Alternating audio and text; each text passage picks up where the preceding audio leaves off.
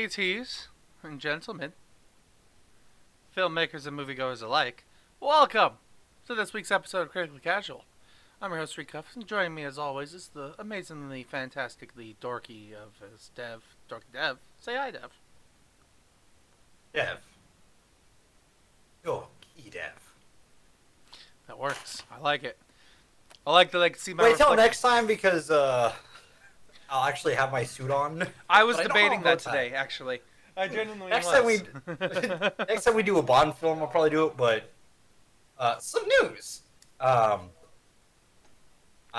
moving. If you can't tell by some of the emptiness behind me and the potential slightly echoier voice of me, or more reverberating voice, would That'd be probably make better. more sense. Yeah.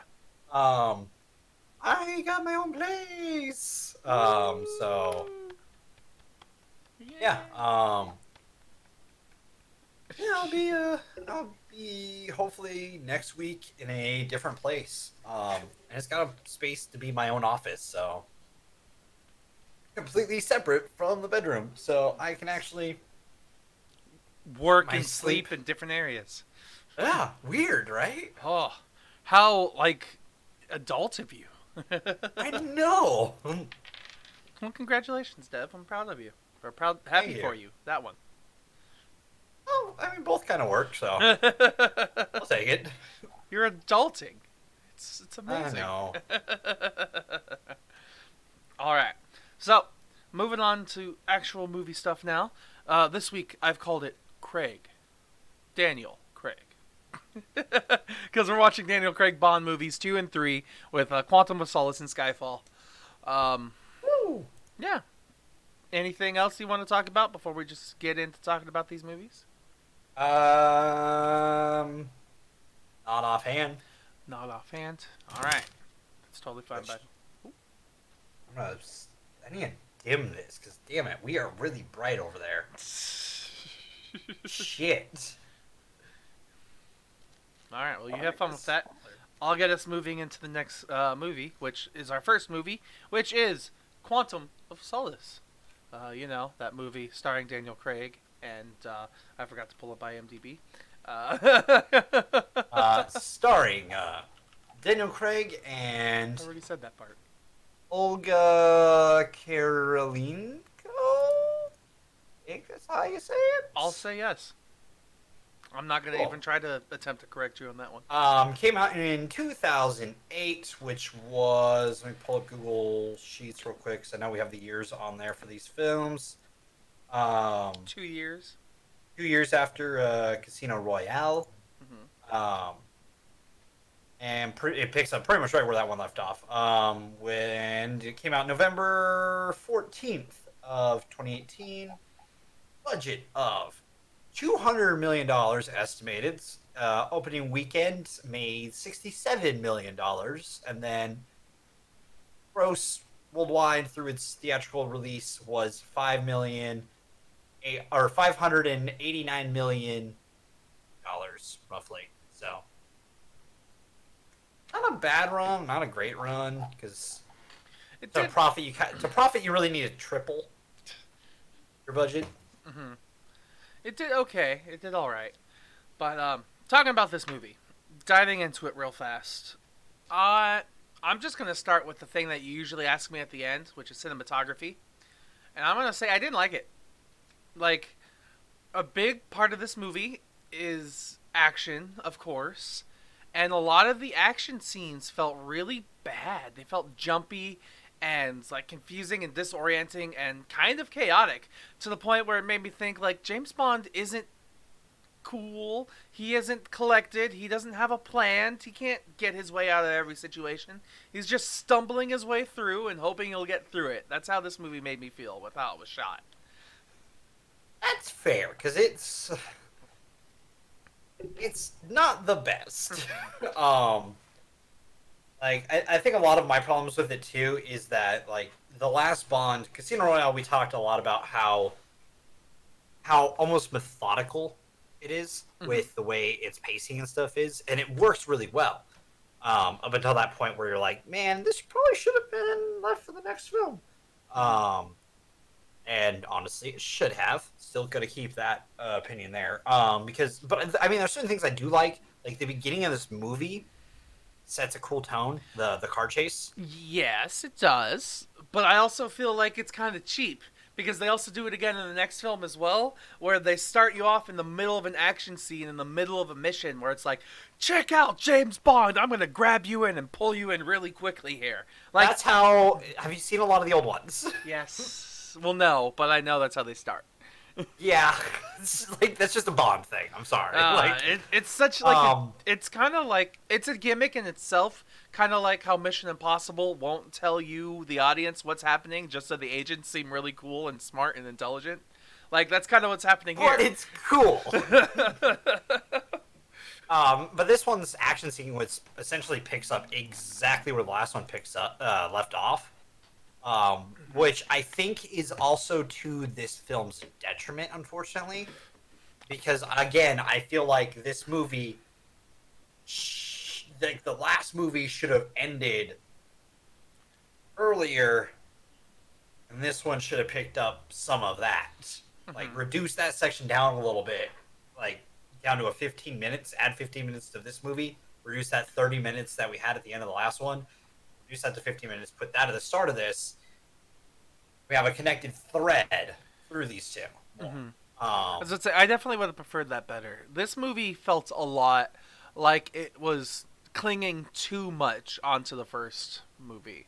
Like, I can understand having themes and characters and ideals and morals pass from one film to the next, but the fact that like whole entire character arcs were based around like losing somebody in the other film was, I thought, a little too much, because because my thought of James Bond is partially what we saw was the guy who's running and gunning and just kind of getting with women because he's that much of a player and he's smooth, you know? And we kind of got to see that a little bit, but at the same time, we also just get to see this mopey, depressed person, and I get that it's a different James Bond and it's continuity from the first movie that they keep, but I feel like it clings too much to that. Especially, Yeah. and it could just be because literally it's hours, minutes after the first movie. But Yeah, I think that's his biggest problem. Like, if we had more of a gap between them, to establish, like, the problem with this one too is we don't see Vesper once in this movie, not in a flashback or anything. She's brought up by name, and we see her in a photograph. That's it. She's just brought up in passing, conversations, stuff like that. Why Bond is the way he is right now. This movie would work better if if we see that happen in this film. Like, I think that's part of its problem. Like, it's requiring us to, it's leaning too heavily on the last one, and I think part of, like, a movie that does what this one's trying to do by developing a character further and taking what happened previously and bringing it forward. Skyfall does that better. We'll get more into that later, but just like seeing how this one goes into the next one and how that one goes into the next one, I think work better. And like I don't mind like the essentially a 2-movie arc for Bond. No, but it's cut a little off. Yeah, if that ending from the first movie was moved to the beginning of the second movie, it would work a lot better. It would feel like 2 completely separate movies at that point as well. Yes. So 2 different stories. So I would be happier with that. Yeah. I think that's probably this movie's biggest downfall is that it like you essentially have to watch Casino Royale recently enough to know why Bond is doing what he's doing in the beginning of this one, or which doesn't quite work. And I get that, like, I know what they're setting up on the end of Casino Royale, that this is supposed to be the beginning of that cold, calculated, no holds bar Bond that we're used to. But at the same time, he's not even there yet in this film. He doesn't get there till the end of this one, which is why it needs, like, if you watch these back to back, it works better. But you can't really watch each of these 2 separate without them being too reliant on each other, I guess, is its biggest downfall. acting's good in this. I enjoy the acting of this movie. Absolutely. Um, there's. I still kind of had the same question that I had from the first movie, which was why Judi Dench? Which, don't get me wrong, she's great. But I'm going to have a real problem with her character come the next movie. So, that being said, The Dane Judi Dench? yeah. At least in Skyfall. I think she's fantastic still. Like, she's exactly what M needs to be. All right. I get you. Like, She's definitely a very I liked her a lot more in this movie as M than I did in the first movie for sure. We got to see a lot more of her. We got to see a lot more of her personality and stuff. So yeah, I'll give her that. It's that she's good in this movie, but it still makes me wonder specifically why her. I mean, that's ultimately the question we have with every character. Like, why was it Daniel Craig? Why was it this person? And I don't often ask that question, but the reason I'm doing it specifically is because for her in this instance is because she's a carryover from a separate Bond, which makes me wonder: are those two connected? Like, are these is the Bond just a moniker? Like everybody is wondering because M is just a moniker. But it's not. So. But it is. It's complicated. Yeah. So it brings all these questions to mind that. I mean, I just don't have the answers to. So that's part of the reason why I wonder why Judi Dench. Fair. My only encounter is I love Judi Dench's M. She's one of my favorite Bond staples. Mm-hmm. Like from the Pierce to the Craig era, she's one of my favorites. Because she has a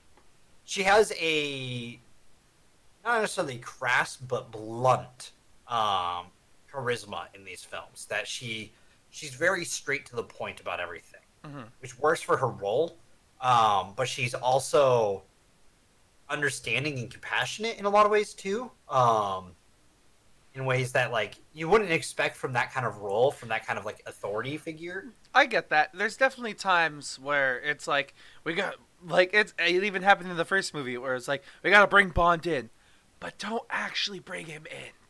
Just let everyone think that we're looking for him. Yeah. But because she's also like her job is to trust her agency. Mm-hmm. So like if she doesn't do that, then what's the point of having the agents out in the field? I guess. I get you. Just what's the name of the character who's M's assistant? Let me find him. I think it's Bill Tanner, the character. Yeah, Bill Tanner, played by Rory Kinnear. Yeah, okay. Yes, him. So, there's a moment in this movie, because we start learning about quantum. There was a moment in this movie where I thought Rory was going to be the bad guy. Oh, I would have been devastated. I'm not gonna lie, but I'm worried for him because he's a staple of this franchise. Mm-hmm. I'm worried for his well-being going forward, like because he's such an endearing character in these. Because he's not. he's got his badass moments. Yeah. Occasionally, but also he's got like. We'll get into it more with Skyfall, but Skyfall like solidifies him in my book as being like an endearing Bond character that I want to keep around for as long as possible.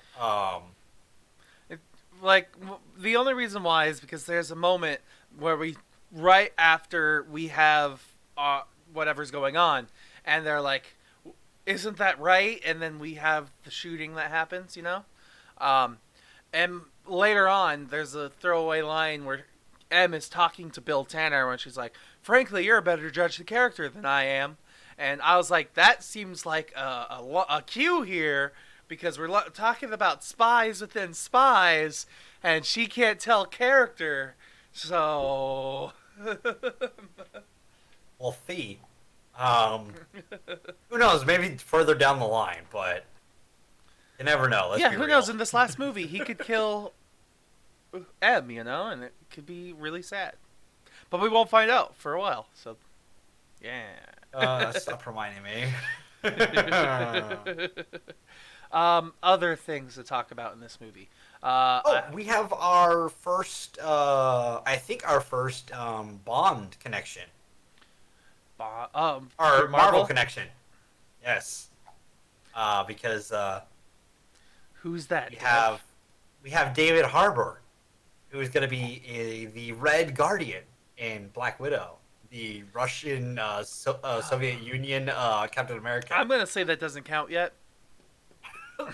This is for if you happen to watch this after the Black Widow movie's released.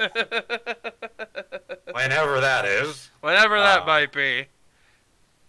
But also he was, Hellboy at one point, so I guess common connection. But also this is such a great cast because we have Judi Dench of fame from Cats. Yeah, she's famous specifically for Cats. Yes. We've got David Harbour, who's famous from Hellboy. And Jeffrey Wright, who is famously in. I'm trying to find something that's awful that he's in. Hunger Games? I think I just have a personal vendetta against those films. So I guess that's what I'll go with for him. Or actually Shaft 2000, which isn't a great film, but I have a soft spot in my heart for that one. I was about to say, we need to watch the Shaft movies. We can now. Shaft 1, 2, and 3. Let's do it at some point. That'd be great. Well, it's all Shaft, and Shaft, but... It's all Shaft, baby. That's Flash. I know. No, Shaft is... Now, Xfinity mode. Shaft! One. Badass. There's an ad playing. Stop playing. Why is there an ad playing? Because I tried to open a news article. Fair enough. Closed. Now I can close it. There we go. This is a fun cast to have. People live, people die. But again, it's definitely not the strongest of A, the Bond movies in general, or B, the Daniel Craig pentalogy? Hexology? Is it a hexology? What is a 5? Sorry, what? Hexology or pentology? Pentology. Pentology? Penta is 5. Hex is 6, yeah. Right? Yeah. Okay. So pentology from Daniel Craig's Bond series, since No Time to Die will eventually be somewhere. But we'll see what happens with it going forward. Again, it's just this one in Casino Royale just needs to be cut different, and I think that would make this movie stronger and the other one better too. So, I agree. Okay, so I don't have any other. I guess I'm trying to think. Is there anything else specific that I want to ask you about?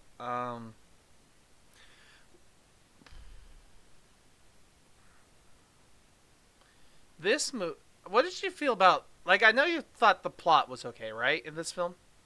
Yeah, I think the plot's good. It's just not.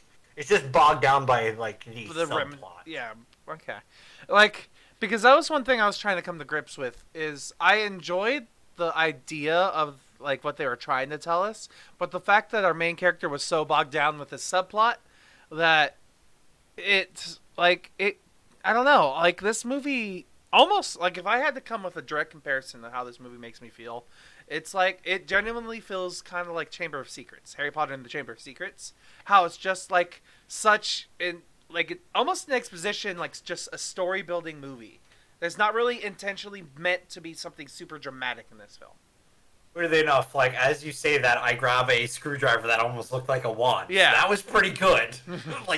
Completely separate. This was not planned. I had that in there from when I was packing stuff. So no worries. That was pretty weird. No, I agree with that, though, because Chamber of Secrets, I think that's its biggest problem, is that, it's just, there's a lot of subs, to the plot. So the plot gets kind of bogged down by it, and this one kind of has that issue because we've got like two major subplots under what the movie's main plot is. And it kind of gets bogged down by it, which kind of sucks because the plot for this movie is actually really cool.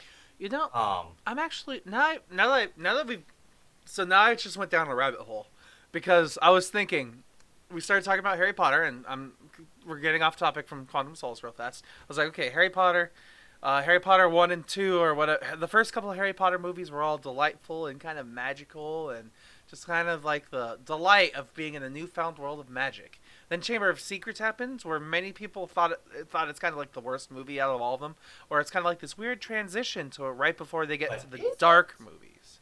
And I was about to say, I was just thinking about that. I haven't seen this in a while. I might have to rewatch it, and I'm probably gonna end up loving Chamber of Secrets.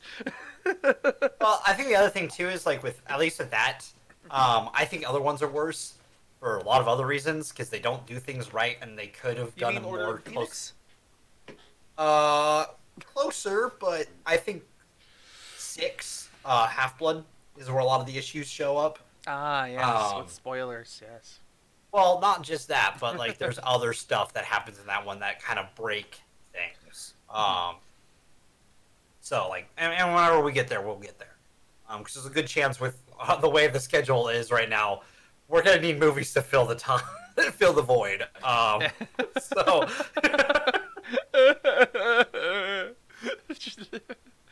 So, is there anything else we want to talk about in Quantum of Solace?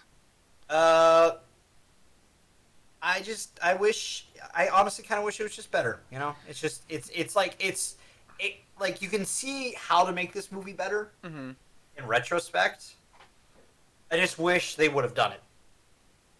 I guess. This, like, once again, this is the weird transitional time where it's right after the 2000s, but right before the 2010s, where, where action movies are still kind of radical. Well, not quite radical. This is like that. This is during that era when Bourne gets started. Yeah, Bourne. And like, boring.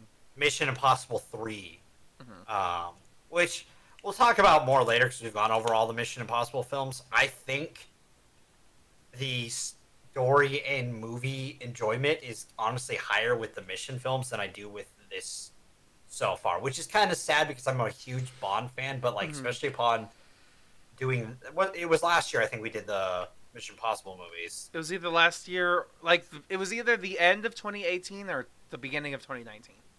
Okay. Whenever the last one came out. Yeah. But I enjoy those ones' pacings better. The action's better in them. Yeah, except for one of them, and we won't talk about that one. I was definitely thinking, like, if we're only doing the 2 movies that we've reviewed so far, between 1 and 2, 1 is definitely a lot better than 2. At least in my opinion. No, I agree 100%. Like genuinely, like it's a better film. Because it's more coherent. And the end point makes more sense, I guess. Like, and I love like the complexity that there is too, because it's not even because they make such a subtle thing of a game of cards into such a high intensity moment, and it's kind of nice to see. Yeah. So, no, I agree. Okay, so Dev, I'm gonna give you your popcorn kernels. All right. Well, I'm gonna give you probably 6.5 back. 6.5. Yeah. I like part of me kind of wants to give it a 7 because I'm a Bond sucker, but like on retrospect, like I'm taking that half point away because I probably gave Casino Royale extra half point before. Okay. You know what I mean? So like this is me like in retrospect. If you watch these back to back, it would probably be an 8 and a 7, but separate. Casino Royale is probably an 8.5, and this one's more of a 6.5. If that makes sense. Okay. Yeah. Because once you separate them, Casino Royale is better, and Quantum of Solace is worse off for it. I guess. Like having that because we had about a month gap between these two. About, yeah. So I feel like that's kind of how my brain is looking at it for this one. Okay. Personal opinion, at least. What about you? So, but before I say my ratings, as soon as you said I'm a Bond sucker, my thought was, so you're Strawberry Fields.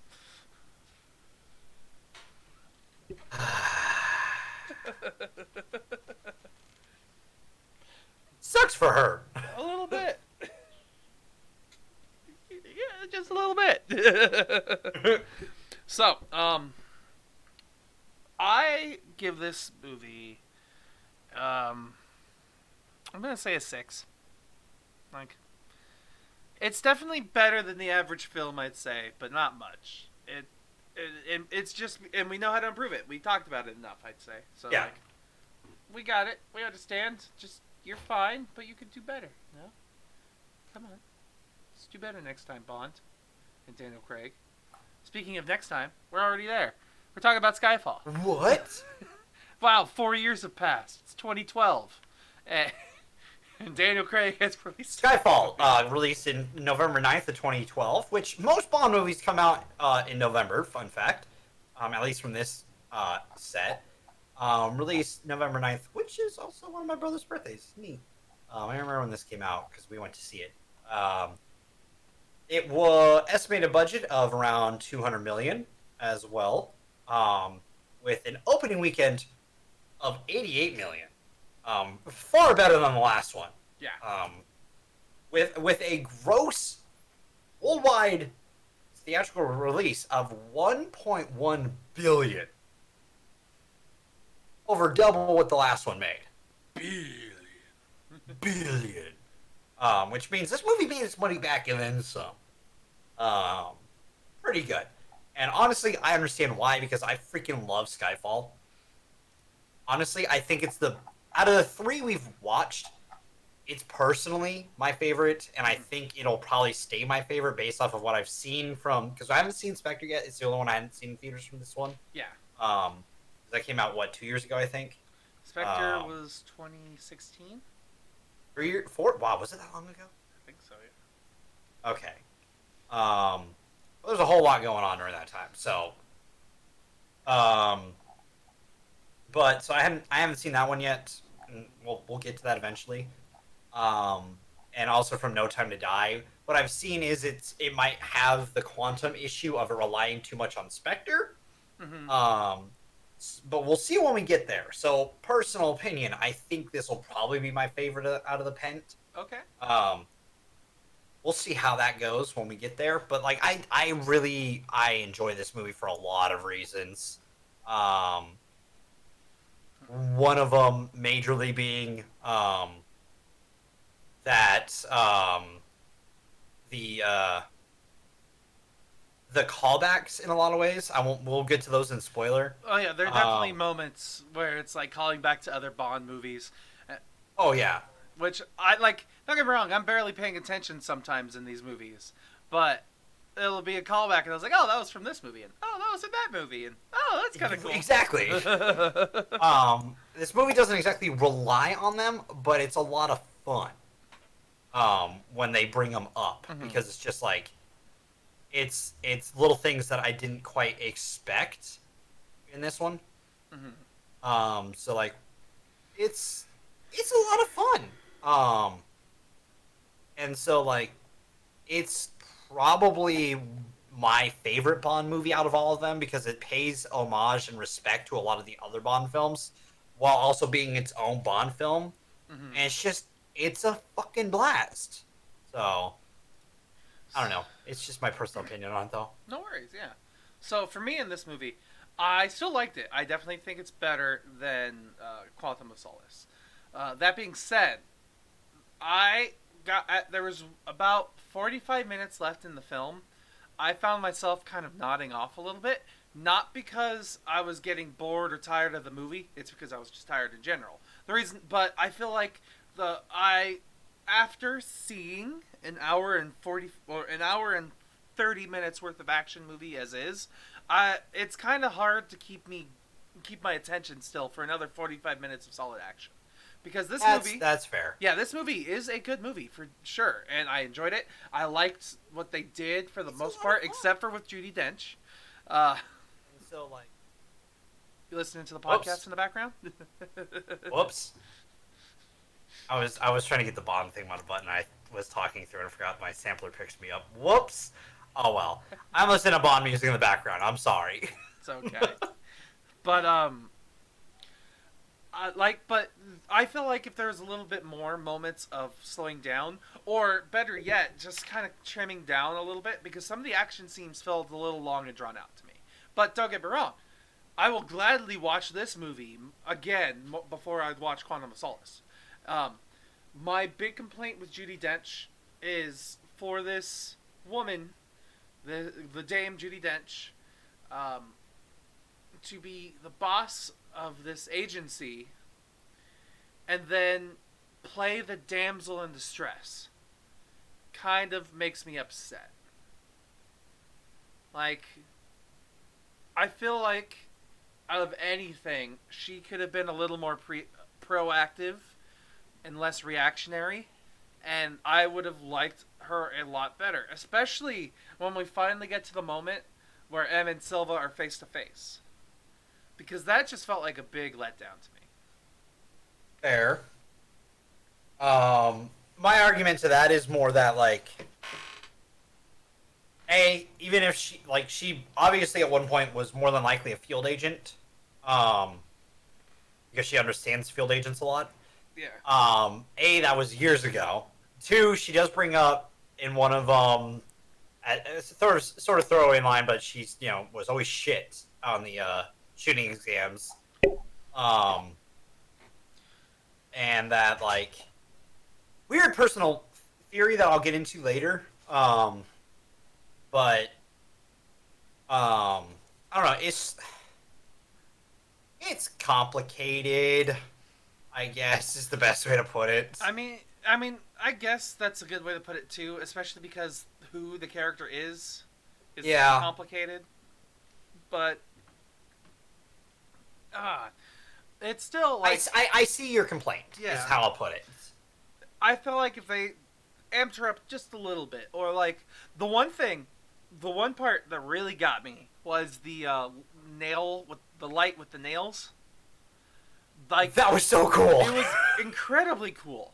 But what made that better, though, is if, to me, we amped her up a little bit, made her a little bit cooler, so she was a dame in distress, and she pops off the first 2 we see, and then people come in, and then she sets off the thing. Like, I mean, like, that's there for emergencies, but I don't really need it because I'm a badass. And then, sure, maybe later on, something happens, and I'm trying to get into this detail to you, but without spoiling too much. No, I get what you mean. Yeah. I get what you're going for. And I can appreciate the concept of what you're going for. And I agree on certain points, but on other points, me personally, I guess I'm still just like, this movie has a lot of other things that I feel like I'm kind of attached to as well. And Judi Dench's character, I don't see her as the actiony kind of character. You know what I mean? Mm-hmm. Like, she's not necessarily the person in the chair, but she's the guiding authority for our main character. I mean, hey, even Alec Baldwin did awesome stuff in Mission Impossible. For one of them. We'll talk about that when we get back to that franchise. But, like, there's a lot to this that, like, I don't know, I see what you're getting at, is the best way to put it, but for me personally, it's not a quarrel with the film I have. Mind you, a lot of the characters they introduce into this film, I freaking love. I was about to say, Q. Love Q. He was my favorite part. Q's awesome. I love Eve. I won't spoil the thing about Eve until we get there. Eve is pretty cool. Spoilers. I liked Silva. Specifically Silva, since we're on him real fast. The visual effects that they do with him, freaking great. Have you seen this one before? No. But they still hold up. Yeah. 8 years later, and that still holds up. I was impressed. I was like, I wonder if it's going to look off when I see it this time. Like, no, my God, that still holds up. it held up a lot better than the fake vehicles and the fake Scorpion that they had. Like the fake helicopters. That fake Scorpion was rough. Yeah. And the helicopters with like the 3 of them. Yeah. It was a lot better than those. So, which when we talk about that scene, it didn't feel like a moment that we needed the Bond theme. Like it came in too strong in that one scene. It's the only scene in the entire movie that I'm like a little strong on it. Like if it was more of a subtle, like a little bit more like that with like a mute on the trombone, something like that, a little bit subtler would have worked because it wasn't a high action. Like it wasn't one of those cool scenes that earned it. I mean, it earned a more subtle version, if that makes sense. Other those moments in this movie do that, like the beginning opening with Bond in the shadow, and we get the and it fades out, and then nothing. I loved that, and then he walks in, and the music starts to pick up, and we get into it, and then which, by the way, the opening scene for this movie with the bike chase, fucking awesome. that one was pretty good, yeah. The green screen for the scenes that were obviously not filmed, like the cuts that aren't obviously filmed during it, a little rough, but I still love it. Because it has a little bit of that Bond campiness, I guess. But at the same time, like that entire like scene in Turkey is just so fucking cool with the bikes going through the market in Istanbul, or is it Constantinople? Sorry, Or is it Bolivia? That song. I'm just kidding. Gotta reference the song. Yeah, it's okay. One of our mutual friends had that song all the goddamn time. But it's just like that is a way to start the movie. And then like also on top of that, the Bond intro, the music intro that every Bond film has. Oh yeah, the stylized. Skyfall is such a good one. Casino Royale's honestly like I think my favorite. I definitely like the stylized intro with the credits more in Casino Royale, but I like the music better in this one. Yes, and I think it works really well for this film. And one of my favorite foreshadows is in the opening. I don't know if you caught it, but I'll talk about it during spoilers. All right. And it like adds another level to that intro that works really well. Which we didn't really talk about Quantum of Solace's, and there's not a lot to talk about in Quantum of Solace's intro. Music is all right, and the graphics and stuff like that are all right, but like, like again, that movie was kind of so like I guess it fits. But like, Skyfall's such a good song. On its own, so like again, like it just adds so much more to that intro. And I kind of like seeing Bond go from, because Bond in this isn't at his A game after a certain thing happens, and just seeing him get back to that is kind of cool. And we see Bond kind of bond more. Like he uses his head in situations that he's obviously not like as equipped as he would have been. Or so he uses more of a like his intellect rather than just brute strength like he did in run Casino. Through a wall. No, mind you, still one of my favorite Bond scenes. Oh, look at me jump through this window. Bond smash. Again, it's just that is one of the best choreographed and shot scenes in a Bond film because it sets up how that character is in it. And again, we see him transition in that film and Quantum into the Bond in Skyfall. The more thought, less shoot all the time. Mind you, he still do shoot every time that he gets the opportunity. And like anytime anyone says keep the person alive, man, that person's dead. Almost always, yeah. Like, I'm sorry. Like, whenever I hear that line, I'm like, ooh, yikes. That's rough. You tried your best, Bond. Did he? But also, they do bring in a Q branch into this, like, officially. And, man, it's nice to have Q branch in it. Officially. Mind you, the tech isn't old school tech, but the tech we get is kind of cool. But it is old school tech, now that I think about it. But it's not, like, old school, like, how, like, we had exploding pens and, like, I don't know, exploding gum. Stuff like that. Stuff that were more... When you think of like the Pierce and the Sean Connery eras of Bond, so I did at one point think it was kind of funny where it's like, "There's this new technology called a radio." dude, that is one of the best moments because it gets called out 3 times. It is a rule of 3. There's the introduction where they make a joke about it being a radio. There's the scene where he's like, "It's this new fangled technology from Q Branch called a radio." And then there's the scene where Silva returns the favor. It's like, "Oh yeah, it's my new invention, the radio." The radio, doosh. And I'm like, oh, that's the rule of 3 right there, because they don't bring it up after that. They didn't bring it up before it, and it's a perfectly done rule of 3 in my opinion. I agree. It's 3 different people doing that joke, and it works. Yeah.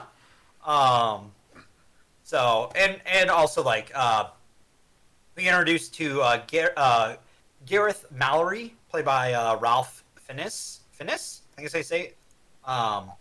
Which, do you know who he is in another major franchise? I mean, he might be. You're looking it up? No, I had a feeling beforehand, but okay. Yeah, I mean, seeing as I kind of talked about it earlier in the episode, it makes sense a little bit. Hey, you see, when he started bringing it up, I'm like, well, this is gonna work really well for me. Good setup, Steven. So yeah, without even realizing it, you fell into my trap. Real fine needness. Fines, I think is how you say it. Fines. Okay. Like Heinz, but fines. Got it. Plays. He's also known for playing Voldemort. Oh, Harry. Yes. Harry Potter. Yes. Harry Potter. Okay, and I also think like everyone's acting in this one's better too. The only person whose acting I didn't like was the old man at the end. I think that was his dad. Oh no, it was the groundskeeper. Yes, groundskeeper. Didn't like him. He was the only one, and he's such a small part of the movie that it doesn't really matter. But like, he can't walk fast. He can't react to a wall blowing up next to him. He can barely stab a knife or put a knife on a table. Yeah, Albert Finney, who played Kinsada? I don't know. I'm not good with all of the character names. Kincaid? Kincaid, thank you. That was him. So I'm not C and S's, man. Yes, he did pass away last year, and sadly, Albert Finney. But like again, I can agree to an extent on that one. But I still like his character because he's not. That's not his role in the film, I guess. So I still enjoy his character. I guess. The thing that I thought was the thing that bugged me about him is like, when he's escorting M for that little bit, and it's like, we gotta hurry, and then he's like waddling super slowly everywhere they go. Every time you see him, it's a waddle, and it's like, oh, that's not hurrying. That's just, oh. True. And there's more to it than just that, but still, that's just the easiest way to put it for me. So, what if, I just want to ask you a theoretical question here. Do you think things would have changed too much if we made Bond the new M? Like, in future films? Yes. It wouldn't work. But also, there's a lot to talk about with that setup that I'll talk about in spoilers more. So yeah, Anything else you want to talk about then before we hop into Um, said spoilers? Not off the top hand, so I will give you I'll give you some popcorn, my friend. Okay. So with these popcorns, I'm gonna give Skyfall a 7. Fair score. I am going quite a bit higher than you. Because for me personally, if I wasn't as critical as I am sometimes about movies, damn That you, you're such a critic too. Oh my god. I would give this a 10. All right, for me, Oh. because it like as the casual, Mm-hmm. for me this is a 10. And part of me wants to give it a 10. Yeah, then don't censor yourself for me. All right, well then it's a 10. Fuck it. Fuck you. This is a 10. That's totally fine. Be yourself. This is my second 10 of the year. That's such. Which rounds up to a 7.5. I'm just kidding. What? No, that's not how that works, you piece of shit. It's 8.5. Reasons being, for me, the callbacks work perfectly, because they don't, if you know, you know, if not, they're just kind of weird. They're not they're not going to hinder the movie, Mm-hmm. the callbacks. Judi Dench's M is fantastic. Daniel Craig's Bond is fantastic. We get Eve introduced. We get Mallory introduced, Q Branch introduced, and all of them work really well together. Like scenes that kind of just happen where like these characters interact with each other. Mm-hmm. I really enjoy how they interact with each other. Because there's a scene with Mallory, Q, and Tanner. Mm-hmm. And that's one of my favorite scenes because it's just like you think like, oh no, how's this gonna play out? And then just it plays out exactly how it needed to play out, but in such a way that you're like, oh okay, that's nice, all right, cool. Mm-hmm. I like these characters. So honestly, my favorite definitely has to be Q. Like the snappy, quirky, quick-wittedness of a child genius, I guess. Like, I just love that kind of character, and I don't know what it is. Especially because they're great, like, side characters. If we had a main character movie where Q was the main character, I'd probably hate him. But probably. yeah, but because we only get to see his quippy remarks, I enjoy him a lot. Which also, I love the line, and it's a callback to the rest of the Bond franchise, but please try to return the equipment back in one piece. That's something that Q always says. It never happens. What happens to the equipment in this one is actually, I'm kind of like, damn, that's all right. Excessive, but all right. Yeah, I love this one for me personally. There's a lot with it that I highly love. Okay. I'm not gonna lie. So Then let's hit the spoiler button and Let's get ready to spoiler! start talking about Skyfall. where do you want to start? So, let's start by discussing. Let's start by discussing Silva, I guess. I want to talk about relationships in this film because the movie has a point where this is M's past coming to bite her in the ass and haunt her, and at the same time we also have Bond going back to his past and coming to terms with it in his own ways. Yes. Do you think that there's some major importance to that, to the plot? Like, is there supposed to be like a coming of age type thing? Is it supposed to be a I don't think it's a coming of age. is it a responsible ability type thing? Is it accountability? Is it like I think it's a bit of a like. I think it's more of almost a nature versus nurture story. Okay. I could see that. If that makes sense. Absolutely. Because Bond had a different sense of nurture after things, happened to him, and going back to that, he nurtures those wounds different than Silva nurtured his wounds. I guess is the way I'd put it. Oh, yes and no. Because Silva, when he gets into doing his thing, he blows up the agency, he tries to murder M, he sinks subways, and he's very destructive, trying to destroy things. But then when Bond gets to his past, sure, he uses it, but in the end, he just blows it up. Like, his last remarks isn't, I'm going to miss this place, or I value the lessons that I learned here. It's, I always hated this place, and then it blows up. But I think that works for him, if that makes sense. Like, I like how I look at that. Like, yes, they both, like, kind of destroy things from their past. But the way Bond does it is more of a sense of growth, while Silva's is more of a sense of revenge and regression. Because he could, like, if you know, him surviving everything he went through, he could have came back like Bond did. Yeah. But Bond had a sense of duty and essentially a different moral ideology.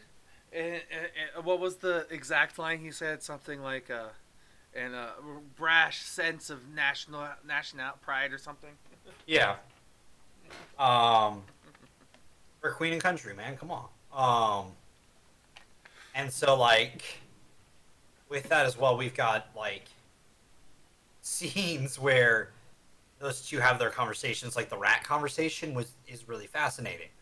Because you look at it and you're like, oh yeah, they both have that kind of similarities. But the problem is that how they've reacted to those things is different. Especially because they're both essentially Judi Dench's, like, Bond is surrogate son and Silva is kind of not real son. So yeah, in a lot of ways, yeah. So, but they both had that same, like, a very similar relationship to her. So, like, there's a lot of that there too. I don't know. It's. I mean, like, nature versus they nurture makes the most sense. Okay. For sure. Hey, look at me! I did a smart. Absolutely. So. Oh yeah, because that's one thing I've been trying to talk about a little bit more. Like, thinking about horror films recently there's usually a lot of depth and complexity to it. So there's often depth and complexity to action films too. So, like, this one could very well just be the story of nature versus nurture, between how you deal with your past and what you do with it. Additionally, though, like, Dame Judi Dench, how does she embrace her past and how does she deal with it? Like, I think you could see that, like, for her, how she has, like, she takes duty over worrying. Like, she takes her duty seriously. So, like, if the past happens, she realizes that, like, hey, this happened the way it did, but, like, I can't dwell on that because I have a duty. Yeah, to that's my country. Unprofessional. She says that Yes. twice. I can't dwell. I can't regret. That's unprofessional. Yeah, pretty much. And so, like, when Bond comes back, you see her, like, you kind of see her be like, thank God he's actually back. Because I thought I killed him. Yeah. But at the same time, like, with Silva, you see that happen, and she's like, well, I mean, I'm going to have to get rid of your legacy because you turned into a fucking asshole. And so, like, I think, like, for her role, what she has to do, I think her treatment of her past makes sense.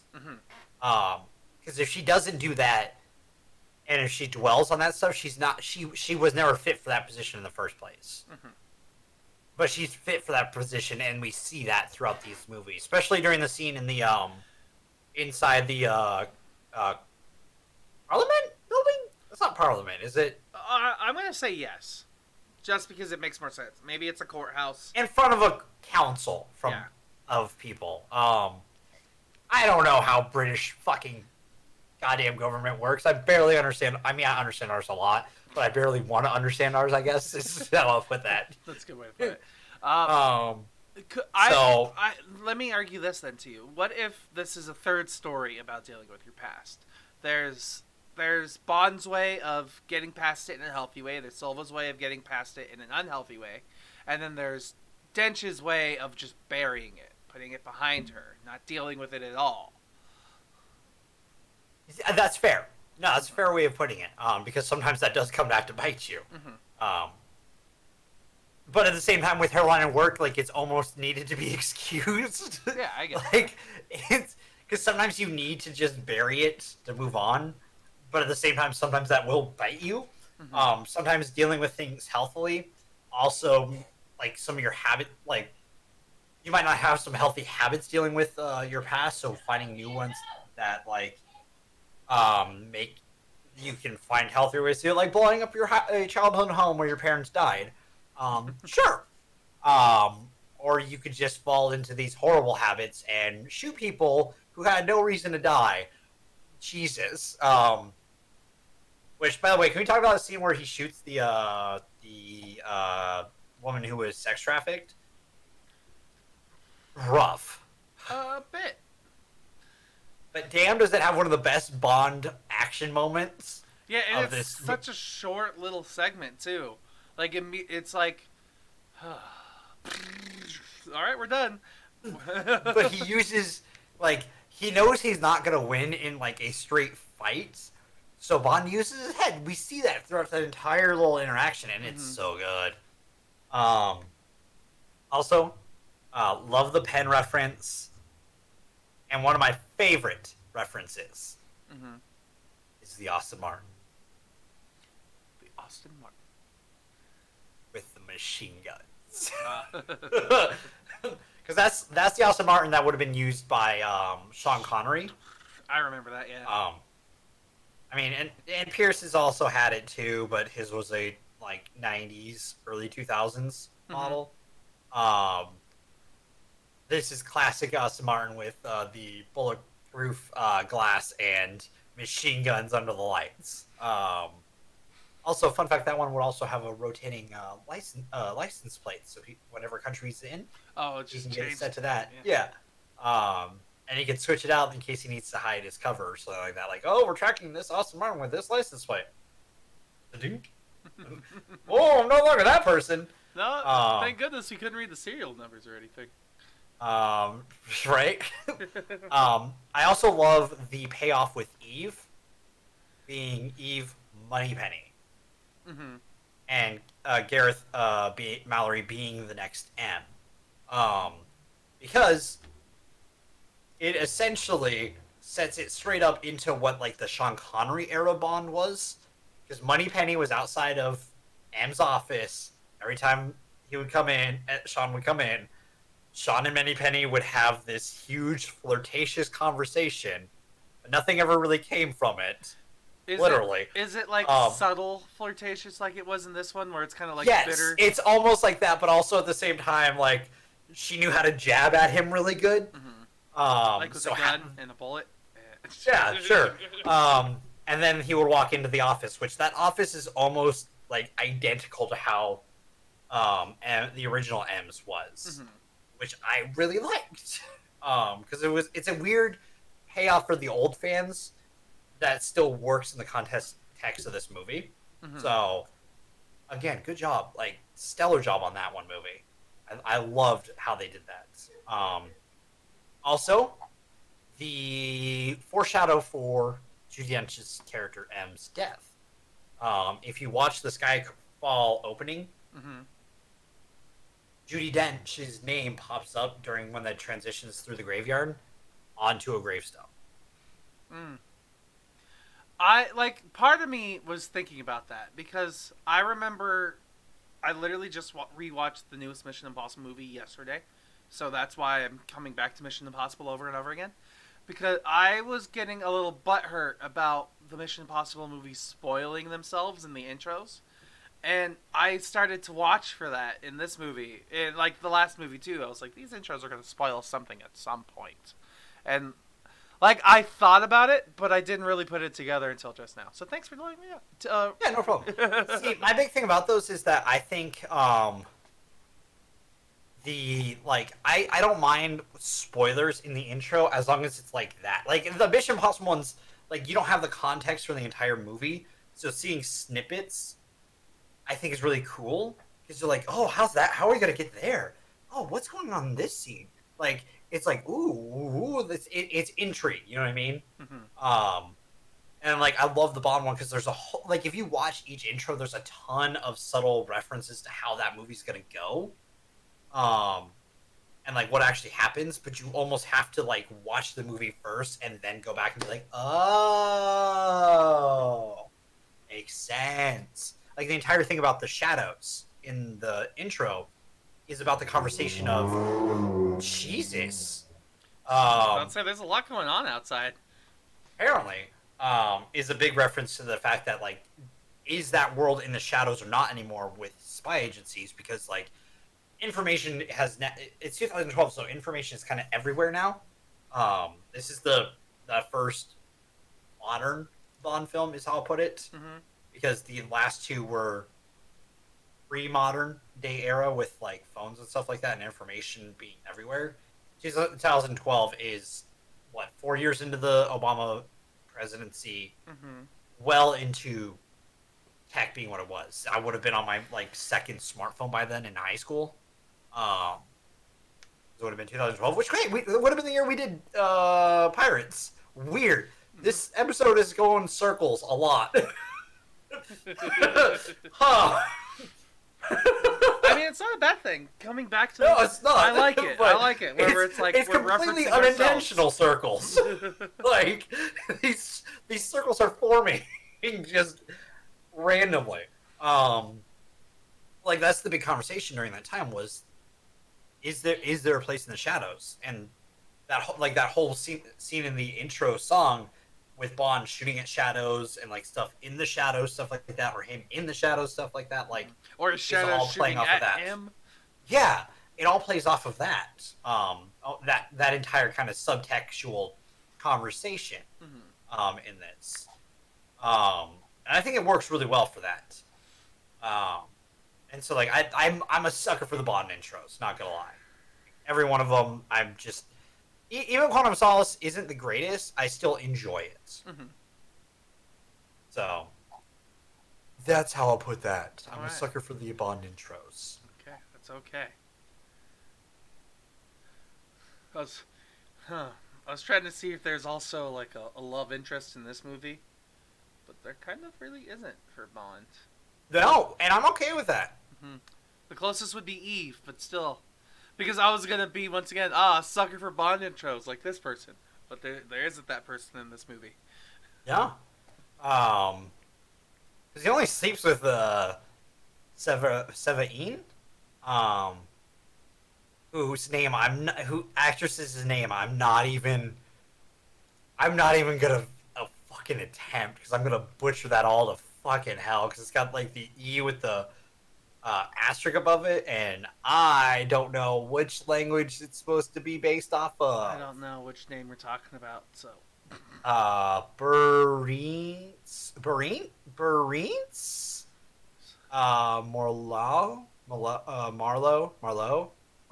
I think is how you say your last name.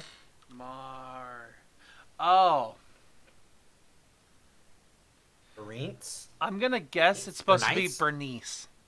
Bernice? But Got it. I'm gonna guess it's supposed to be Bernice, but it's fancy because she's an artist. Well, also probably depends on where she was born. Well, I mean, Beyonce has in Paris. I was about to say, in Paris. Beyonce has those things over her E's, doesn't she? Good question.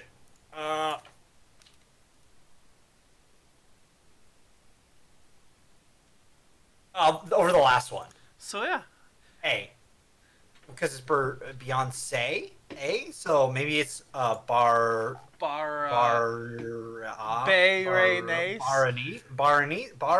Beyonce. Say. Berenice. I'm just gonna say Bernice. I think it's probably like Berenice. Sure. That's the best I can come up with. Because again, American language kind of sucks. English is rough, and we don't learn a lot of these like fancier things. We just got A through Z. We don't even know how to read cursive anymore. Like, Dude. so, I really don't have anything else, honestly. No, I got nothing else either. Again, this one's just arguably probably my favorite Bond movie. Okay. Like, just from like favorite good Bond movie is how I'll preface it. I can appreciate that. Because there are some stinkers out there, and if we ever get to the rest of them, I can't wait to go over those. Ooh, excuse me. Okay. So, is that it? Are we done talking? I think so. All right. So, I guess we're gonna wrap this all up with our news. Yeah. So, this is quite a week for news. It's been quite a month for news. So, just putting it simply, it's just quite a week. So I have opened a bunch of stuff here. I'm just gonna go through it tab by tab. There's not really any order, but it's gonna start with our kind of big news. It's, you know what's going on. COVID-19 is doing its thing. It's spreading and pandemonium is happening. And because of that, a lot of things have been canceled and postponed or whatever. Should we talk about our stuff involved with that first, or do you want to to get there? So yes, I was gonna say, starting off. Speaking of cancellations and postponings, next week was going to be Quiet Place 2 and I can't remember the other movie. Stay quiet. Don't breathe. Don't Breathe. Yes. Since Quiet Place 2 has been postponed, we are pushing that back. And so next week's movies are going to specifically be 28 days later and then 28 weeks later. So yeah, months. My apologies. Oh, weeks. 28 weeks. You're right. Yeah. You're right. I'm an idiot. 28 days later and then 28 weeks later. So that's going to be next week. And then the week after that, which was going to be Lady and the Tramp and Mulan 2. Or Mulan, I believe. Yep. Mulan was postponed. So, indefinitely. yeah. So what we're going to be doing that week is... I closed the sheets. What was it going to be? 6 Underground and Spencer Confidential. We're back to Netflix Netflix Originals week. We haven't done that in we haven't done that once this year yet. So it took us until the last week of the third month to get back to a Netflix Original week, which usually that is our crux. Yeah. We relied a lot on Netflix the first 2 years of the show. Yeah. So this whole thing started because of Netflix. Mm-hmm. So yeah, we're going back to where it all started, back to Netflix, and we're having a Netflix Original week. That being said, though, let's talk about some of the other things that have been canceled. This article was updated just today, about 2 hours ago, and a lot of things have been canceled. Television, Fargo has been delayed.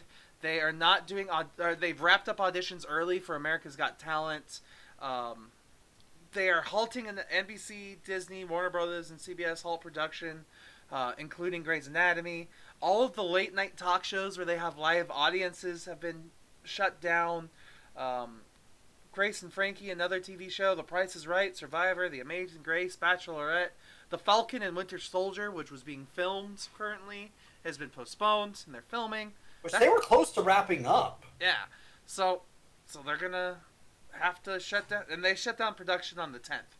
So that's just TV. Then movies, there's going to be a Matrix reboot. That's been postponed. The Batman, The Climb, Mulan has been postponed indefinitely. Pretty much everything Walt Disney live action has been cut. Except for Black Widow. Hasn't been postponed yet. At the current moment, it has not been postponed yet. We'll see if it survives staying in May or not. If so, you can bet we're gonna go see it. But whether or not that actually happens in May or not is the question at this point. Yeah. But like other things, like Little Mermaid, which I didn't even know was going to be a thing, a live-action Little Mermaid, Shang-Chi and the Ten Rings, Home Alone. God, I was so waiting for that. All of that's being postponed. Fast and Furious Peter 9. Pan and Wendy, which I didn't know was happening. Fast and Furious 9 is postponed for a year, dude. Which, that was next month. That was one of our movies for next month. Same with No Time to Die. That was one of our plans for next month, but that's been postponed. The Lovebirds. New Mutants! New Mutants. Mission That movie is Impossible so 8 cursed. Or 7. Yep. Quiet Place Part 2. And then it goes on from there because there's like comedy tours with Adam Sandler. There's concerts and things that are being... events that are being shut down. Like AH Live. Yeah, AH Live. I was really looking forward to potentially going to the Seattle show, dude. I was this close to buying a ticket with my credit card for the San Francisco show. So... Too bad that's not happening now. Yeah. And then there's different award ceremonies and things. For instance, the Razzies were canceled. Which, by the way, Judi Dench was nominated for supporting actress. That she was. Or in Cats. Yep, Judi Dench. And her response was, "Oh, am I nominated?" I mean, that's good to be... That would be good as far as I know. That's a first. So, the first... Of her response, because apparently she hasn't even seen Cats yet either. Yep. But that being said, the Razzies were today. They did a video version of it today, about 5 hours ago. And... so, the winners of the Razzies, Worst Picture goes to Cats. Worst Actor goes to John Travolta in The Fanatic and Trading Painting. Worst Actress is Hilary Duff in The Haunting of Sharon Tate. Worst Supporting Actor is James Corden in Cats. Worst Supporting Actress is Rebel Wilson in Cats.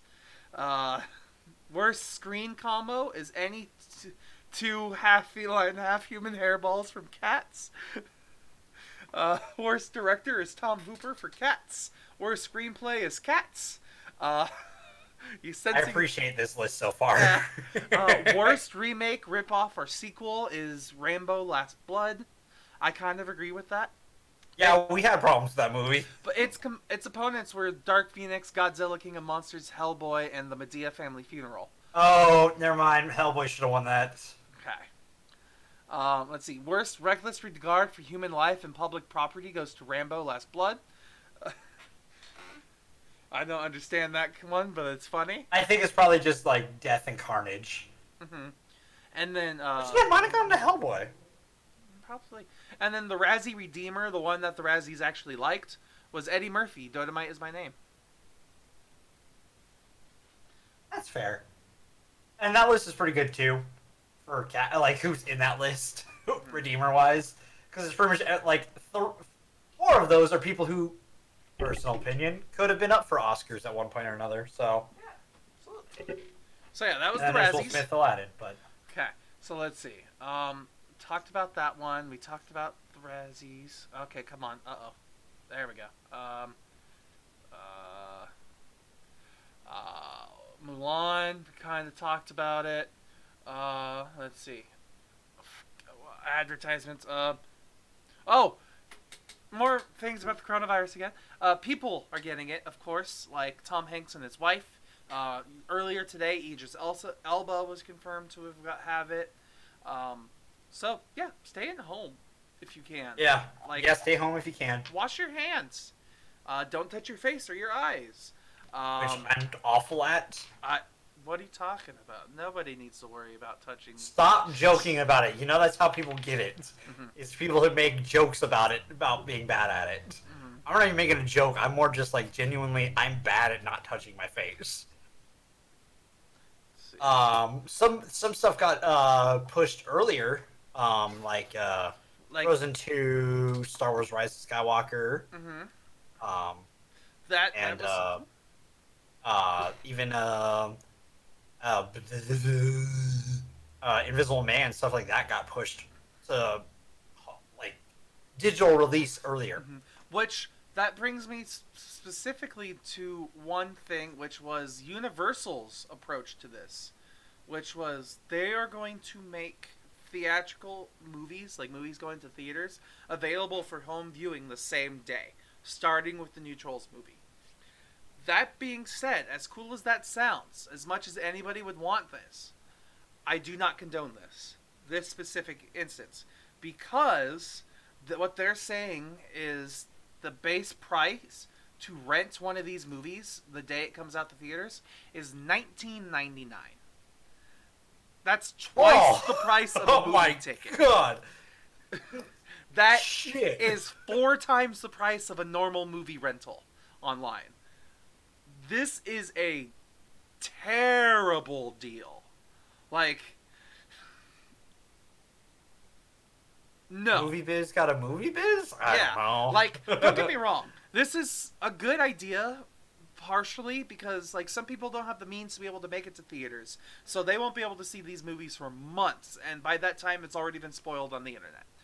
Well, and also the thing is, a lot of these movies shouldn't even be coming out in theaters during this time. That's true. But at the same time, charging people $20 for one movie is a scam. And I would not do this. Even if we decide that there's a new movie coming out and we want to see it, I would probably still just see it in theaters because I don't want to condone this kind of stuff. This is literally like a vote with your wallet type moment where if you say, yeah, I'll spend $20 to watch this movie at home, that's all they're ever going to offer people is a $20 rental at home. Yeah. So, do not, in my uneducated opinion, do not rent movies this way. Just wait for them to come out. See them in theaters like you should see them in theaters. But not right now. No. Okay. We already talked about that one. Star Trek stuff. So yeah, because I like Star Trek Discovery, there's been talks of a Star Trek Discovery movie in the works. Not many people care about it, but I kind of like Star Trek Discovery.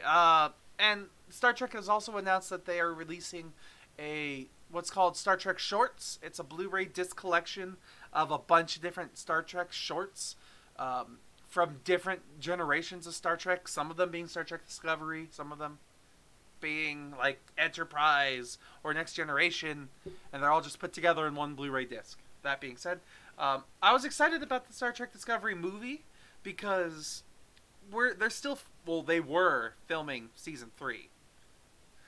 They're not anymore. Yeah. But they were filming season 3. They were confirmed to have season 4 and 5 already, and now they're talking about a movie. Like, there's a lot of talks. That's a lot of hopes that CBS is giving this. Which, don't get me wrong, that's kind of cool because that makes me also think that Star Trek Picard is going to be getting some similar treatment. And I'm interested in that series. So, yeah. There's that.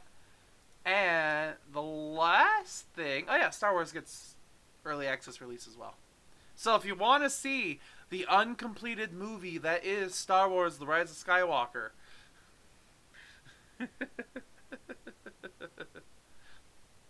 You okay there, Dev?